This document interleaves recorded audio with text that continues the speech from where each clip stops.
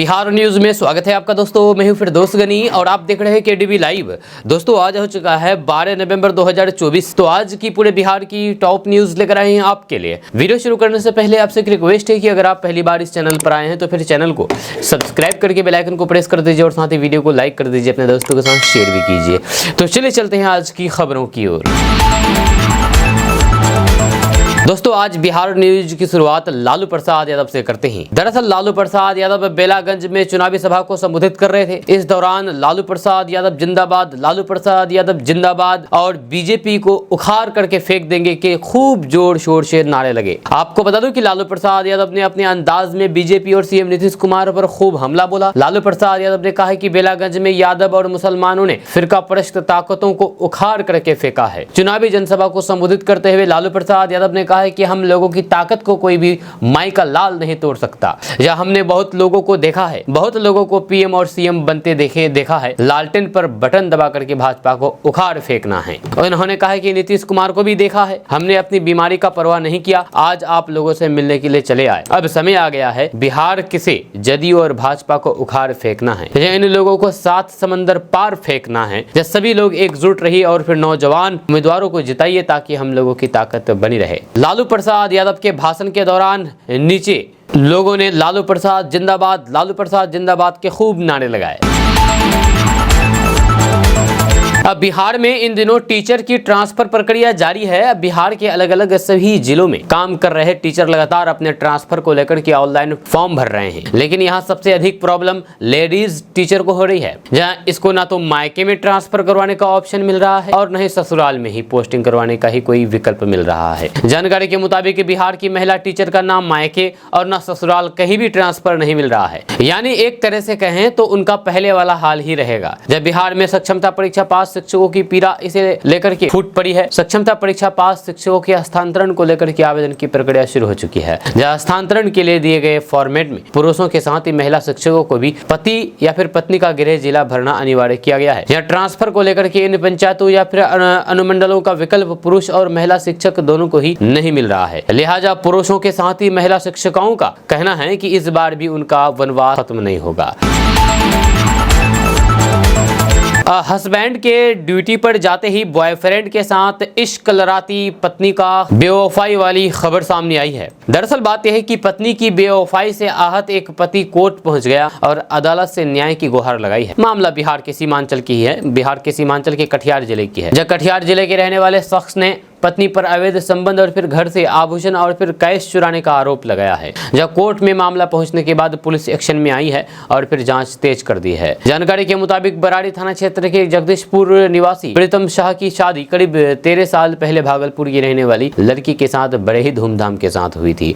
शादी के बाद महिला ने 2 बच्चों को जन्म दिया। शादी के 13 साल बाद प्रीतम ने अपनी पत्नी पर आरोप लगाया है कि उसके काम पर चले जाते ही उसकी पत्नी उसके ठीक पीछे गैर मर्द से इश्क लड़ाने लगती है। पति ने आरोप लगाया है कि कुछ दिन ससुराल में रहने के बाद वह मायके चली जाती थी और फिर जब प्रीतम उसे वापस लाने जाता था तो फिर प्रेमी से उसकी पिटाई करा देती थी। मामले को निपटाने के लिए कई बार पंचायत भी हुई लेकिन कोई भी फायदा नहीं हुआ। करीब 8 महीने बाद महिला ससुराल पहुंची और फिर घर में रखे गहने और फिर कैश लेकर के फरार हो गई है। जब वो अपनी शिकायत लेकर के ससुराल पहुंचा तो फिर वहां पर उसके साथ ससुर और अन्य लोगों ने उसके साथ मारपीट की। जब पत्नी की इस बेवफाई से आहत प्रीतम ने कोर्ट से न्याय की गुहार लगाई है और फिर वो अपने दोनों बच्चों की कस्टडी चाहता है। जब कोर्ट में मामला पहुंचने के बाद पुलिस एक्शन में आ गई है और मामले की छानबीन शुरू कर दी गई है।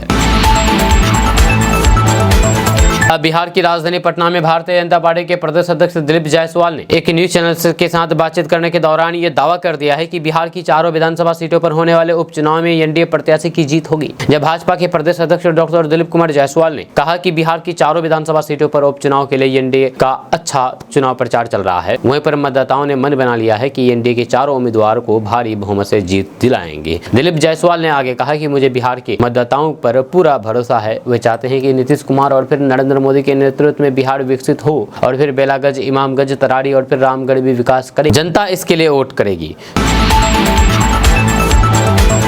दोस्तों, बिहार में 4 विधानसभा सीटों पर उपचुनाव चल रहे हैं और इस उपचुनाव में प्रशांत किशोर की पार्टी जनसुराज और ओबीसी की पार्टी एआईएमआईएम लालू का खेल बिगाड़ने वाली है। जी आपको बता दूं कि बिहार की 4 विधानसभा सीटों पर 13 नवंबर को उपचुनाव होना है। यह चुनाव प्रचार के आखिरी दिन राजद सुप्रीमो लालू प्रसाद यादव ने पार्टी के लिए मोर्चा संभाला और फिर बेलागंज में चुनाव प्रचार किया। बेलागंज में राजद सांसद सुरेंद्र यादव के बेटे विश्वनाथ सिंह को पार्टी ने उम्मीदवार बनाया है। जहां उपचुनाव के प्रचार के आखिरी दिन लालू प्रसाद यादव भी मैदान में उतरे। दिलचस्प बात यह रही कि बेलागंज विधानसभा सीट पिछले कई वर्षों से आरजेडी का गर्व रहा है। जहां इस सीट पर यादव और मुस्लिम मतदाताओं की संख्या ज्यादा है। बेलागंज विधानसभा सीट में तकरीबन 70,000 मतदाता यादव के हैं, जबकि तकरीबन 60,000 मतदाता मुस्लिम समाज से आते हैं। बताया जाता है कि मुसलमान और फिर यादव जिस तरफ वोट करेंगे उसी प्रत्याशी की जीत निश्चित है। यह शायद यही कारण है कि पिछले कई वर्षों से इस सीट पर राजद का दबदबा रहा है। ये पहली बार है कि राजद को इस सीट को निकालने के लिए एड़ी चोटी का जोर लगाना पड़ रहा है, क्योंकि इस सीट पर राजद प्रत्याशी को केवल एनडीए प्रत्याशी मनोरमा देवी से ही नहीं बल्कि 2 और मोर्चे पर जबरदस्त लड़ाई लड़नी पड़ रही है। जहां विश्वनाथ सिंह के लिए जदयू प्रत्याशी मनोरमा देवी के साथ साथ मुश्किल का सबब प्रशांत किशोर की पार्टी जनसुराज के प्रत्याशी मोहम्मद अमजद और असदुद्दीन ओवैसी की पार्टी के जमील खान है। ये सीट जहां पर मुस्लिम मतदाता निर्णायक भूमिका में होते हैं, वहां आरजेडी को नुकसान पहुंचाने के लिए प्रशांत किशोर के पार्टी के प्रत्याशी और फिर ओबीसी की पार्टी के प्रत्याशी ने कमर कस ली है। माना जा रहा है कि अगर इन दोनों मुस्लिम प्रत्याशियों के कारण मुस्लिम मतदाताओं का वोट बटा तो फिर राजद प्रत्याशी का जीतना मुश्किल हो जाएगा। शायद यही कारण है कि पिछले कुछ समय से आरजेडी सांसद सुरेंद्र यादव खुद अपने बेटे के लिए डोर टू डोर कैंपेनिंग कर रहे हैं और फिर राजद के इस मजबूत किले को बचाने के लिए प्रचार प्रसार के आखिरी दिन लालू प्रसाद यादव को मैदान में उतरना पड़ा है। गौरतलब है कि लालू प्रसाद यादव इस उपचुनाव में किसी भी सीट का पर प्रचार के लिए नहीं गए थे, लेकिन बेलागंज में पार्टी के नाक बचाने के लिए उन्हें खुद यहां पर प्रचार करने के लिए उतरना पड़ा। बेलागंज में लालू प्रसाद यादव के प्रचार को लेकर के प्रशांत किशोर ने तंज कसते हुए कहा कि लालू प्रसाद यादव ने यादव और फिर मुसलमानों के वोट बैंक के बदौलत बिहार में कई वर्षों तक राज किया है, लेकिन वे अब उन्हीं के पार्टी के मुस्लिम उम्मीदवार मोहम्मद अमजद को हराने के लिए मैदान में उतर गया है। दोस्तों, बिहार को बाल श्रम से मुक्ति करने के लिए मुखिया और फिर सरपंच की सहायता ली जाएगी। यह श्रम संसाधन विभाग की कोशिश है कि जनप्रतिनिधियों के सहयोग से राज्य को बाल श्रम मुक्त किया जाए। इसके लिए विशेष अभियान चलेगा।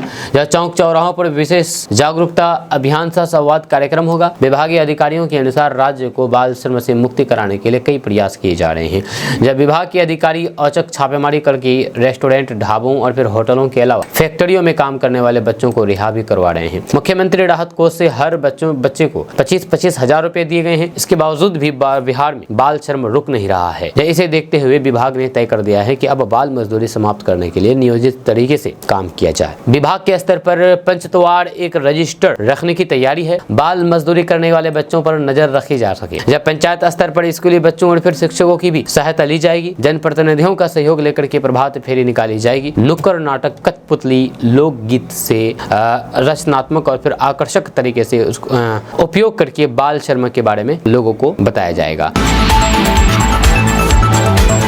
दोस्तों, बिहार में अवैध क्लिनिक बेरोक टोक गरीब मरीजों की जान से खिलवाड़ कर रहे हैं। जहां बिहार के भागलपुर के नवगछिया के खरीक बाजार स्थित विश्वकर्मा चौक पर चल रहे अवैध क्लिनिक में पश्चिम घराड़ी निवासी हरिलाल दास 38 वर्षीय पत्नी शिल्मी देवी के पेट में पत्थरी के ऑपरेशन के बाद जान चली गई। जहां घटना के बाद क्लिनिक संचालक अपनी पूरी टीम के साथ मृतका को क्लिनिक में छोड़ करके फरार हो गया। जब घटना की जानकारी मिलने के बाद मृतका के परिजन और फिर ग्रामीण क्लिनिक पहुंचे और फिर जम करके हंगामा किया। मामले की जानकारी खरीक पुलिस को दी गई। जब सूचना मिलते ही खरीक थानाध्यक्ष सह इंस्पेक्टर नरेश कुमार और कई सारे लोग घटनास्थल पर पहुंचे। जब पुलिस ने परिजनों और फिर ग्रामीणों को समझा बुझा करके शांत किया और फिर शव को कब्जे में लेकर के पोस्टमार्टम के लिए नवगछिया अनुमंडल भेज दिया गया। पुलिस मामले की छानबीन कर रही है। आपको बता दूं कि इस तरह का अवैध क्लिनिक सिर्फ भागलपुर में ही नहीं बल्कि किशनगंज, अररिया, पूर्णिया, कटिहार यानी कि कहे तो पूरे बिहार में धड़ल्ले से चल रहा है, लेकिन इस पर कोई भी रोक टोक नहीं है। जो भी इस मामले पर बोलते हैं उसको पैसे देकर के चुप करा दिया जाता है।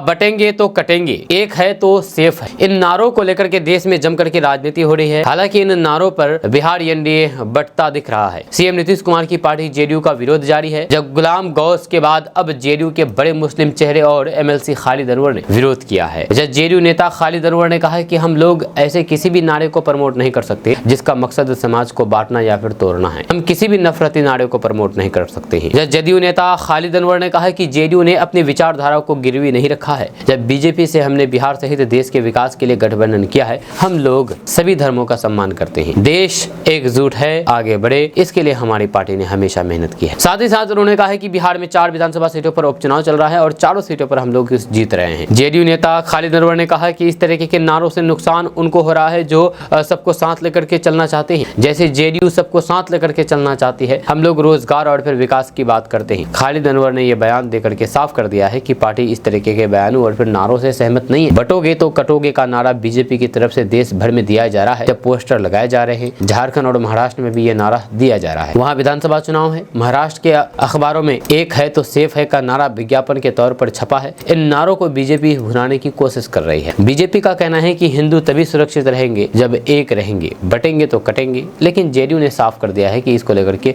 हम किसी की भी कीमत पर समर्थन नहीं कर सकते। दोस्तों, बिहार वासियों के लिए बड़ी सौगात है क्योंकि अब एसडीओ और फिर एसडीपीओ बनना बेहद आसान हो गया है। आपको बता दूं कि बिहार सरकार ने बिहार के खिलाड़ियों के लिए एक बड़ा तोहफा दिया है। जानकारी के मुताबिक नीतीश सरकार ने नियुक्ति प्रक्रिया को आसान बनाते हुए खिलाड़ियों को एसडीओ और फिर एसडीपीओ, डीएसपी जैसे उच्च पदों पर नियुक्ति का अवसर प्रदान किया है। इसके लिए एक नया पोर्टल लॉन्च किया है जहाँ पर खिलाड़ी 5 दिसंबर तक ऑनलाइन आवेदन कर सकते हैं। जब बताया जा रहा है कि खिलाड़ी अब आसानी से एसडीओ और फिर एसडीपीओ बनने के लिए आवेदन कर सकते हैं। साथ ही साथ सरकार ने इस नई पहल के तहत मेडल विजेता खिलाड़ियों को नौकरी देने का निर्णय लिया है, जिससे खिलाड़ियों को सम्मान और फिर रोजगार मिल सके। इसके साथ ही ये कदम बिहार में खेल को बढ़ावा देने और खिलाड़ियों का मनोबल बनाने का कार्य करेगा। ऐसे में ऑनलाइन आवेदन की प्रक्रिया शुरू कर दी गई है। खिलाड़ी अब ऑनलाइन पोर्टल पर जाकर के आवेदन कर सकते हैं। पोर्टल पर सभी नियमों और फिर शर्तों को ध्यान से पढ़ने के बाद ही आवेदन करना होगा। दस्तावेजों को अपलोड करने की सुविधा भी दी गई है। दोस्तों, 13 साल बाद एक बार फिर से देश में जनगणना शुरू हो रही है। अब जनगणना शुरू होगी तो आपके मन में जाहिर सी बात है कई सवाल पैदा होंगे, जैसे कि आखिर इस जनगणना में क्या क्या सवाल पूछे जाएंगे, दस्तावेज कौन कौन से लगेंगे। ये जरूर से आपके मन में सवाल हो रहा होगा। जी हाँ, अगर आपके भी मन में इस तरीके का सवाल दौड़ रहा है तो हम आपको इसके बारे में भी विस्तार से बताएंगे। उससे पहले आपको बता दूं कि 1872 से सरकारी आदेश के तहत जनगणना की नीति शुरू की गई थी। तब से ये काम हर 10 साल में होता रहा है। जब भारत में आखिरी बार ये प्रक्रिया 2011 में हुई थी। हालांकि 2021 में जनगणना का प्रस्ताव था, लेकिन महामारी के कारण इसे टाल दिया गया था। इस जनगणना के आंकड़ों पर देश के विभिन्न महत्वपूर्ण फैसले निर्भर करते हैं, जैसे कि लोगों को विभिन्न सरकारी सेवाएं उपलब्ध कराना, विकास परियोजनाओं के लिए योजना बनाना आदि है। हाल ही में प्रधानमंत्री नरेंद्र मोदी ने बताया था कि 2026 तक जनगणना के परिणाम घोषित किए जाएंगे। इसके अनुसार 2024 के अंत तक भारत में जनगणना की प्रक्रिया शुरू हो जाएगी। ये कार्य लगभग 1.5 साल तक चलेगा और फिर ये काम नवंबर या फिर दिसंबर 2024 में शुरू हो जाएगा। जब जनगणना का काम शुरू होगा तो फिर सरकारी या फिर निजी एजेंसी के कर्मचारी आपके घर आएंगे, वे आपके परिवार से कुछ सवाल पूछेंगे। अब सवाल है कि आखिर इस जनगणना में सवाल कौन कौन से पूछे जाएंगे, आपसे क्या क्या सवाल पूछे जाएंगे। तो आपको बता दूं कि आपसे सवाल पूछे जाएंगे कि आपके परिवार में कितने सदस्य हैं, परिवार के सदस्यों के नाम, उनकी उम्र, लिंग के बारे में जानकारी देनी होगी। उसके बाद आपकी आजीविका और फिर मासिक या फिर वार्षिक आय के बारे में जानकारी देनी होगी। अन्य संबंधित सवाल भी पूछे जा सकते हैं। अब फिर से सवाल है कि आखिर इस जनगणना के दौरान दस्तावेज कौन कौन से देने होंगे। तो आपको बता दूं कि इस प्रक्रिया के लिए आपको कोई भी दस्तावेज देने की जरूरत नहीं है। जी, कोई दस्तावेज नहीं लगेगा। हालांकि आपके वोटर कार्ड या फिर आधार कार्ड की मांग हो सकती है। जनगणना कर्मचारी आपके घर आएंगे और फिर ये दस्तावेज देख सकते हैं, इसलिए इन दोनों दस्तावेजों को तैयार रखें। यानी कि ये दस्तावेज लेंगे नहीं, बस देखेंगे। जब कुछ लोग इस प्रक्रिया की शुरू होने पर एनआरसी के संदर्भ में भी शंका जता रहे हैं, लेकिन केंद्र सरकार ने साफ कर दिया है कि ये नियमित प्रक्रिया है और इसका सीए या फिर एनआरसी से कोई संबंध नहीं है। आपको बता दूं कि इस काम के लिए जो कर्मचारी घर आएंगे उनके पास एक किताब होगी जिसमें जनगणना से संबंधित सभी सवाल पूछेंगे। इसलिए आप निश्चित रहें और अपनी जानकारी सही तरीके से भरें। दोस्तों, इमामगंज विधानसभा उपचुनाव में त्रिकोणीय मुकाबला देखा जा रहा है। आपको बता दें कि लोकसभा चुनाव के ठीक बाद हो रहे इमामगंज विधानसभा उपचुनाव में त्रिकोणीय मुकाबले के आसार बन रहे हैं। लाल इलाके से चिन्हित इमामगंज विधानसभा में चुनावी धारा मचलने लगी है। एनडीए महागठबंधन और फिर जनसुराज के नेताओं के दौरे से कार्यकर्ताओं के साथ साथ मतदाताओं में भी उत्सुकता बढ़ने लगी है। हालांकि चुनाव प्रचार थम चुका है। यहाँ पर मुकाबला त्रिकोणीय माना जा रहा है। नक्सलियों के लालगढ़ के नाम से प्रचलित इमामगंज विधानसभा के पूरे इलाके में शांत शांत बहाल हुई है। पहले दिन के उजाले में भी इमामगंज विधानसभा क्षेत्र में जाने से लोग कतराते थे, लेकिन केंद्र और बिहार सरकार की शक्ति के बाद इन इलाकों में शांति बहाल हुई है। इमामगंज विधानसभा क्षेत्र में केवल शांति बहाल नहीं हुई है, बल्कि तेजी से गाँव टोला का सड़कों का निर्माण, बिजली पानी समेत बुनियादी सुविधाएं भी पटरी पर लौट आई है। इमामगंज में चुनाव प्रचार थम चुका है और 13 नवंबर को वोटिंग होनी है और यहाँ पर त्रिकोणीय मुकाबला है।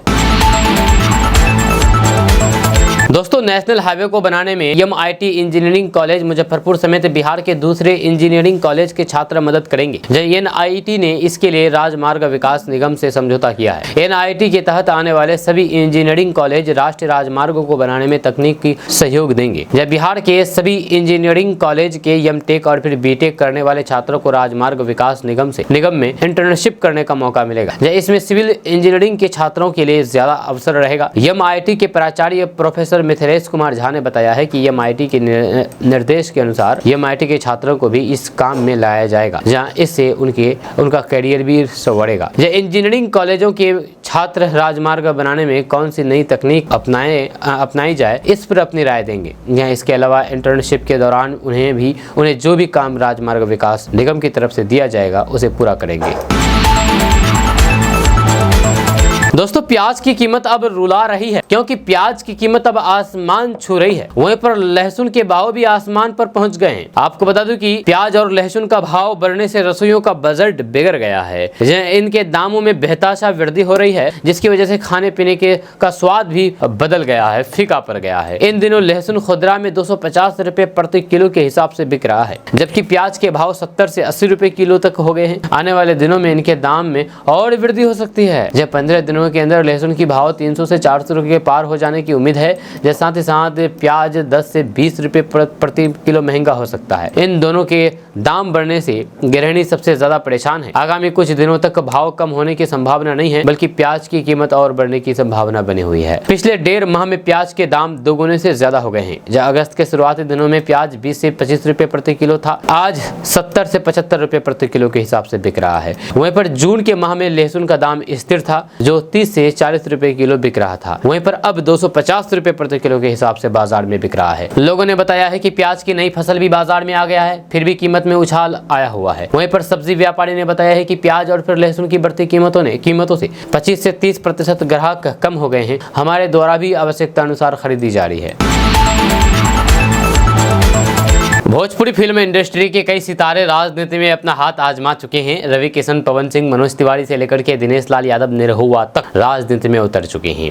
अब दर्शकों को पावर स्टार खेसारी लाल यादव के राजनीतिक मैदान में उतरने का इंतजार है। खेसारी लाल यादव इन दिनों अपनी हालिया रिलीज फिल्म राजा राम को लेकर के चर्चा में है। उनकी फिल्म 7 नवंबर को सिनेमाघरों में रिलीज हुई है। इस बीच खेसारी लाल यादव ने राजनीति में एंट्री लेने को लेकर के बात कही है। उन्होंने कहा है कि वे सेवा करना चाहते हैं। खेसारी लाल यादव से पूछा गया है कि क्या वे राजनीति में शामिल होने के बारे में सोच रहे हैं, तो इस पर सुपरस्टार खेसारी लाल यादव ने जवाब दिया, कल क्या होगा मुझे पता नहीं, लेकिन मेरा मानना है कि सेवा भाव मन में होना चाहिए। जैसे आप मेरे बड़े भाई के तौर पर हैं और मन में सम्मान नहीं होगा तो फिर मैं आपको कुछ नहीं मानूंगा। तो फिर सम्मान आपके मन में होना चाहिए और फिर सेवा करने के लिए राजनीति में जाना जरूरी नहीं है। मदर टेरेसा कहाँ राजनीति में गई थी, लेकिन दुनिया की सेवा की ना उन्होंने। सेवा करने के लिए किसी पद और फिर कद की जरूरत नहीं है। खेसारी लाल यादव ने आगे कहा है कि सेवा करने के लिए किसी पद और कद की जरूरत नहीं है, मन में आपके भाव होना चाहिए। जब लोग कहते हैं कि भाव से भोजन होता है, बासी साग और फिर बासी रोटी भी भगवान खा लेते हैं और फिर किसी का मेवा ठुकरा देते हैं, तो फिर उसमें भाव और प्रेम था। जब आपके अंदर अगर किसी की सेवा करने का भाव और प्रेम है तो फिर आपको किसी पद या फिर कद की जरूरत नहीं है। मैं फिलहाल पूरी भोजपुरी भाषा का बनकर के रहना चाहता हूँ, आगे क्या होगा ये नहीं पता। दोस्तों, बिहार के गया जिला के 2 विधानसभा क्षेत्र बेलागंज और इमामगंज में 13 नवंबर को उपचुनाव होना है। इसे लेकर के महागठबंधन और फिर एनडीए के नेता जनसंपर्क और चुनावी प्रचार लगातार कर रहे हैं। सभी पार्टी खुद को बेहतर दिखाने में जुटे हुए हैं। इसी क्रम में बेलागंज के लक्ष्मीपुर में आरजेडी प्रत्याशी विश्वनाथ कुमार सिंह के समर्थन में शहाबुद्दीन के पुत्र ओसामा साहब ने जनसभा को संबोधित किया। इस दौरान आरजेडी कार्यकर्ताओं ने एक युवक की पिटाई कर दी, जिसका अब वीडियो वायरल हो रहा है। हम आपको पिटाई की वीडियो या फोटो नहीं दिखा सकते हैं, जी हाँ, क्योंकि यूट्यूब के रूल्स और रेगुलेशन रेवोल्यूशन के खिलाफ है। दरअसल बात की जाए तो ओसामा साहब जनसभा को संबोधित कर रहे थे, जिसमें उन्होंने आरजेडी प्रत्याशी विश्वनाथ कुमार सिंह को लेकर के कहा कि अगर लगता है कि इनसे कुछ भूल चूक हुई है तो फिर आप कोशिश कीजिएगा कि इनको माफ कर दे, इसकी जिम्मेदारी हम लेते हैं। इतना कहते ही भीड़ से आवाज आती है कि ये माफी के लायक नहीं है। इसके बाद जनसभा में रहे आरजेडी समर्थकों ने उस युवक की जम करके पिटाई कर दी। स्थानीय लोगों की पहल से युवक को किसी तरह छुड़ाया गया। इस पूरे प्रकरण का वीडियो वायरल हो रहा है। ये घटना शनिवार रात की है, जहां पर आम सभा का आयोजन किया गया था। दोस्तों, पप्पू यादव ने बहुत ही बिगड़े बोल कह दी है। आप इसको बिगड़े बोल भी सकते हैं या फिर जो भी आप कह सकते हैं। दरअसल पप्पू यादव ने कहा है कि मोदी के बाबू को मेरे जितना पैसा नहीं था, मेरे पास सरकार से ज्यादा पैसा है। पीएम के पीए को मैंने दवा दी थी, ये कहना है पप्पू यादव का। दरअसल बात यह है कि बिहार के पूर्णिया से सांसद पप्पू यादव ने नया दावा कर दिया है। उनके पास केंद्र सरकार से ज्यादा पैसा है। जब पप्पू यादव ने कहा है कि उन्होंने अपनी 9000 बीघा जमीन लोगों में बांट दिया है। 9000 बीघा, इतना जमीन मोदी के बाबू को भी नहीं था। जब पप्पू यादव ने यह भी दावा किया है कि कोरोना के समय जब प्रधानमंत्री के पीए को दवा नहीं मिल रही थी तो मैंने दवा पहुंचाई थी। मेरे सामने मोदी जी की क्या औकात है। दरअसल पप्पू यादव इन दिनों झारखंड के जेएमएम और फिर कांग्रेस के लिए चुनाव प्रचार कर रहे हैं, जहां रविवार को झारखंड के चक्रधर में चुनावी सभा को संबोधित करते हुए पप्पू यादव ने लोगों से कहा है कि किसी भी तरह की मदद के लिए आपको घबराने की जरूरत नहीं है। सरकार से ज्यादा मेरे पास पैसा है। 9000 बीघा जमीन मेरे पास थी, मोदी जी के बाबू को इतना जमीन नहीं थी। 9000 बीघा का मतलब समझते हैं, सब बांट दिया है। अब 100 बीघा पर आ गए हैं, जहां अब कुछ है ही नहीं। जब पप्पू यादव ने जनसभा में कहा कि मोदी जी के पीए को कोरोना हो गया था, जहां उसे कोरोना की दवा नहीं मिल रही थी, मैंने उसे दवा पहुंचाई थी। है औकात मोदी की, हमको औकात थी तो फिर हमने कोरोना काल में 7 करोड़ रुपए के रेमडेसिविर ला करके लोगों के बीच में बांटा था। जब पप्पू यादव ने लोगों के बीच कहा कि मैं पूरे देश का इलाज अकेले करता हूँ, औकात है मोदी जी को तो इलाज कराने की। पूरे कोरोना में हर गरीब के घर घर मैंने पैसा पहुंचाया है। जब पप्पू यादव को औकात थी तो फिर पूरे देश में जितने गरीब थे उनको 2-2 हजार रुपए मैंने दिया है। किसी और की औकात है ये सब करने की? दोस्तों, आरजेडी के नेता तेजस्वी यादव ने चतरा में एक चुनावी सभा की है। इस दौरान उन्होंने बीजेपी पर जमकर के हमला कर दिया। तेजस्वी यादव ने कहा है कि बीजेपी समाज में नफरत फैलाती है। उन्होंने बीजेपी की पर जनादेश का अपमान करने का आरोप लगाया है। उन्होंने कहा है कि झारखंड में ये चुनाव देश के संविधान और लोकतंत्र को बचाने के लिए है।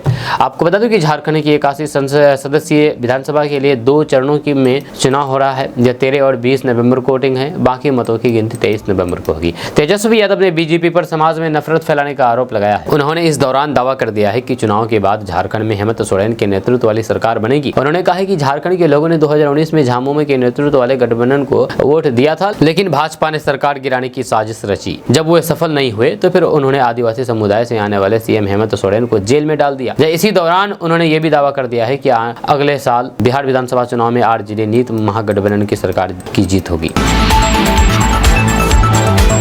दोस्तों, बिहार विधानसभा उपचुनाव में प्रचार का दौर थम गया है। जब प्रचार करने के सिलसिले में इमरान प्रतापगढ़ी, जो कि कांग्रेस के सांसद है, राज्यसभा सांसद है, वह पहुंचे थे। इस दौरान उन्होंने शेरो शायरी के जरिए भाजपा, जनसुराज और फिर अन्य राजनीतिक दलों पर जोरदार हमला बोला है।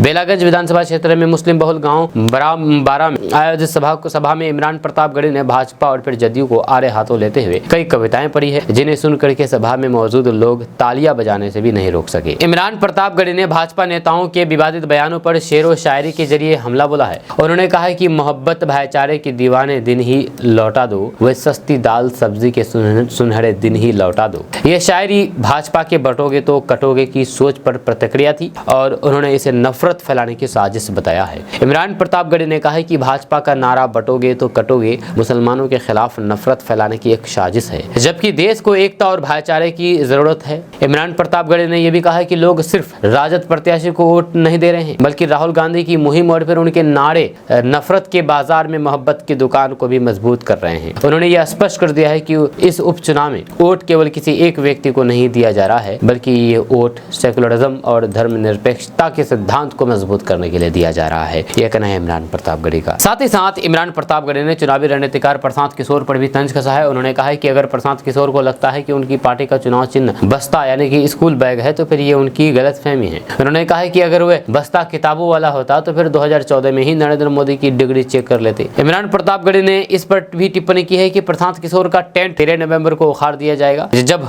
उपचुनाव के परिणाम आएंगे। बिहार सबसे ज्यादा अशिक्षित, बेरोजगारी और भूखमरी वाला राज्य है, ये कहना है प्रशांत किशोर का। आपको बता दूं कि जनसुराज के प्रमुख प्रशांत किशोर ने बिहार में होने वाले उपचुनाव के प्रचार के दौरान एनडीए सरकार पर जम करके निशाना साधा है। उन्होंने कहा है कि आज बिहार देश का सबसे गरीब, पिछड़ा, सबसे ज्यादा अशिक्षित, बेरोजगारी और भूखमरी वाला राज्य है, जिसके जिम्मेदारी एनडीए सरकार है, क्योंकि केंद्र और राज्य दोनों जगह इन्हीं की सरकार है। जनसुराज के प्रमुख प्रशांत किशोर ने कहा है कि नीतीश कुमार भाजपा की यहाँ सरकार है और फिर केंद्र में भाजपा नीतीश कुमार की सरकार है। आज बिहार देश का सबसे गरीब, पिछड़ा, सबसे ज्यादा अशिक्षित, बेरोजगारी और भूखमरी वाला राज्य है। नीतीश कुमार आंकड़े जारी कर दें अगर हम जो कह रहे हैं वो गलत है तो। प्रशांत किशोर ने कहा है कि नीति आयोग के जरिए जारी किया गया आंकड़े आप देख सकते हैं। ये 18-19 साल के नीतीश कुमार के राज्य के बाद और 35 साल लालू प्रसाद यादव के राज्य के बाद आंकड़ा है। ये स्थिति बदलनी चाहिए और जनता भी यही चाहती है। आपको बता दूं कि बिहार में 4 सीटों पर होने वाले उपचुनाव को लेकर के प्रशांत किशोर ने भी अपनी पार्टी के से उम्मीदवार खड़ा कर दिया है। इसे लेकर के वे धुआंधार प्रचार भी किया है। हालांकि प्रचार का दौर थम गया है, कल चुनाव होंगे, कल वोटिंग होगी।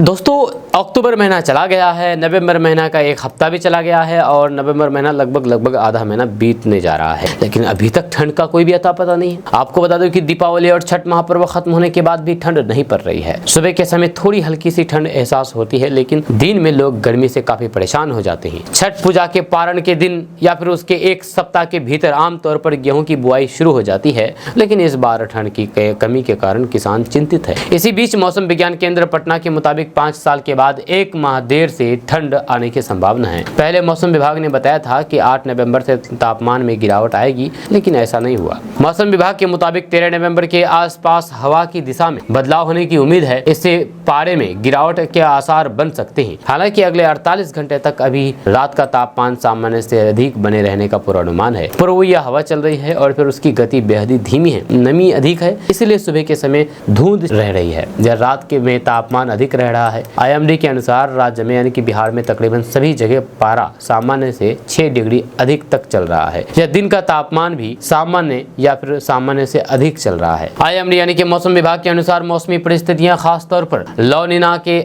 असर से इस साल देश में अधिक सर्दी पड़ने का पूर्वानुमान भी सामने आया है। हालांकि इसका असर बिहार में अभी बिल्कुल भी नहीं दिख रहा है। यही नहीं, उत्तर पश्चिमी ठंडी हवा भी नहीं चल रही है, पहाड़ों में बर्फबारी भी नहीं हो रही है, पछुआ हवा भी नहीं चल रही है। इधर ला नीना के भारत में नवंबर-दिसंबर में इसके लिए सक्रिय होने के आसार हैं। इसकी सक्रियता से दिसंबर से फरवरी तक कड़ाके की ठंड पड़ने के आसार पुख्ता हो जाएंगे। ला नीना के कारण समुद्री सतह का तापमान बेहद कम हो जाने से वैश्विक स्तर पर पारा औसत से कम हो जाता है। इसके प्रभाव से भारत में इस दौरान अत्यधिक ठंड पड़ती है।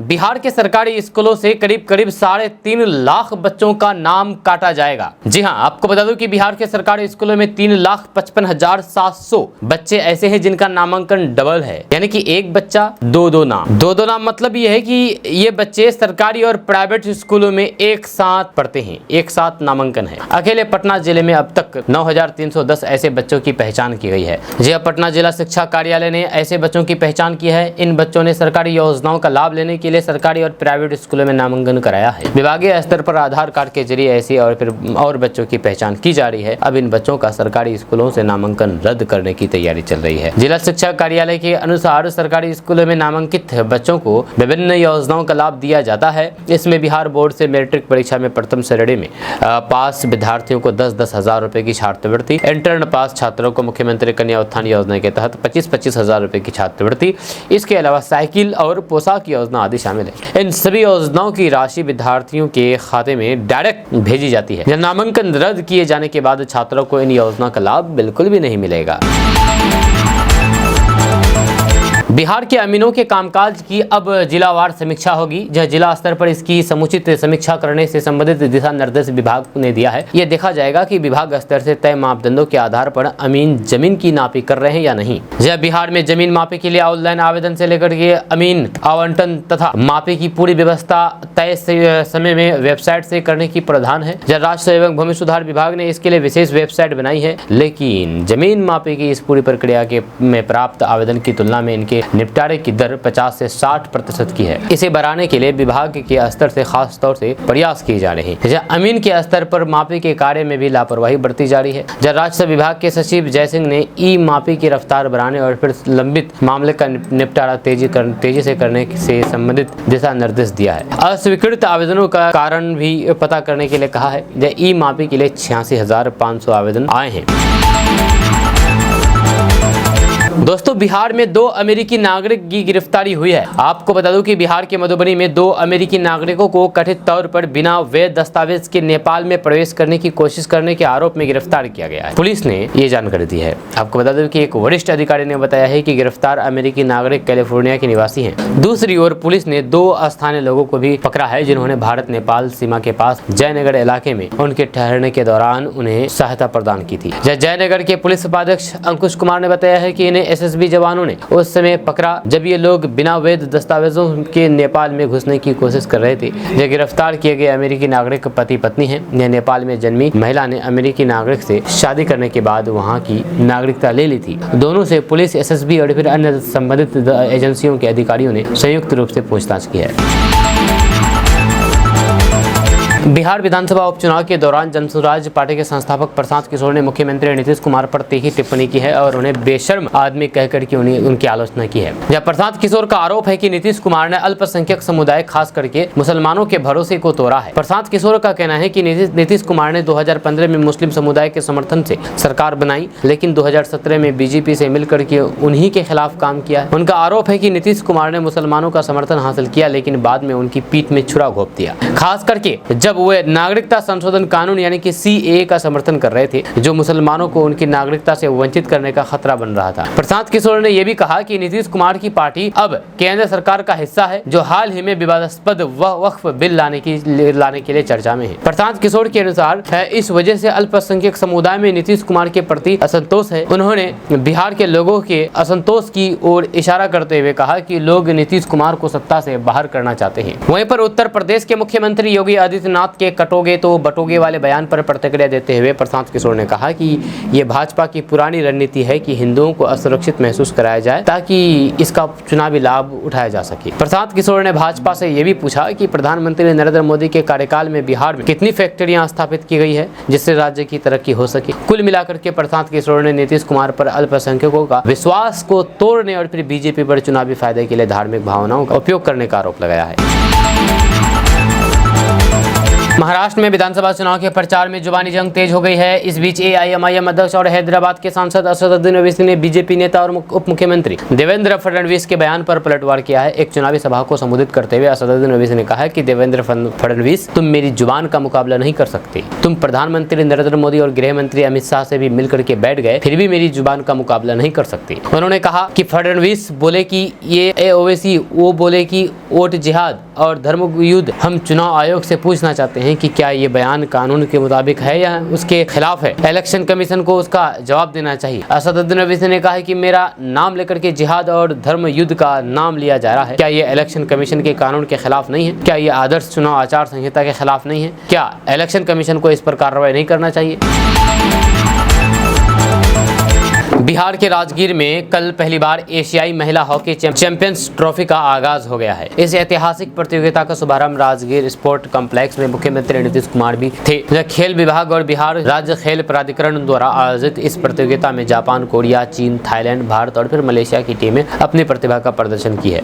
जब महिला हॉकी चैंपियंस ट्रॉफी का पहला मुकाबला दोपहर 12:15 से जापान और फिर कोरिया के बीच खेला गया, जब दोनों टीमों ने बराबर अंक हासिल किए हैं। यह मुकाबला 2-2 के बराबरी पर खत्म हुआ। इसके बाद चीन और फिर थाईलैंड की टीमें आमने सामने हुई। दिन का सबसे रोमांच मुकाबला शाम 4:45 पर हुआ। वहीं पर 11 नवंबर से 20 नवंबर तक चलने वाले इस टूर्नामेंट के लिए व्यापक तैयारियां की गई है, जिसमें सुरक्षा और फिर सुविधा का खास ध्यान रखा गया है। दुनिया के 168 देशों में इस टूर्नामेंट का सीधा प्रसारण किया जा रहा है, जबकि 30 राष्ट्रीय स्तर के चैनल इसका कवरेज कर रहे हैं। राजगीर के खेल परिसर में टूर्नामेंट के दौरान अत्याधुनिक सुविधाएं और फिर सख्त सुरक्षा व्यवस्था की गई है। टूर्नामेंट के लिए टिकटों की ऑनलाइन बुकिंग प्रक्रिया जैसे ही शुरू हुई है, वैसे ही सभी दिन के टिकट बुक हो गए।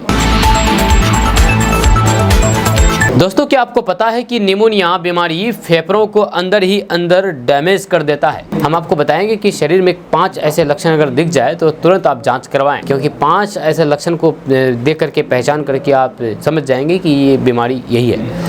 आपको बता दूं कि निमोनिया फेफड़ों का एक गंभीर संक्रमण है जो मुख्य रूप से बैक्टीरिया और फिर वायरस की वजह से होता है। हेल्थ एक्सपर्ट के मुताबिक इस संक्रमण की वजह से फेफड़ों में सूजन बढ़ जाती है। इस स्थिति में कई मामलों में फेफड़े में हवा की थैलियां और इससे मरीजों का सांस लेना भी मुश्किल हो जाता है। ये एक्सपर्ट के मुताबिक निमोनिया के कई प्रकार होते हैं। इनमें से सबसे आम है न्यूमोकोकल निमोनिया और फिर ये बैक्टीरियल स्ट्रेप्टोकोकस निमोनिया के कारण होता है। एक्सपर्ट्स के मुताबिक निमोनिया हेल्दी और फिर गंभीर दोनों ही रूप से मरीजों को प्रभावित कर सकती है और फिर कुछ लोगों के लिए निमोनिया जानलेवा भी हो सकती है, जिसमें 12 महीने या फिर उससे कम उम्र के बच्चे और फिर 70 साल से अधिक उम्र के बुजुर्ग शामिल है। एक्सपर्ट के मुताबिक निमोनिया की समय पर पहचान करके इसकी गंभीरता को कम किया जा सकता है।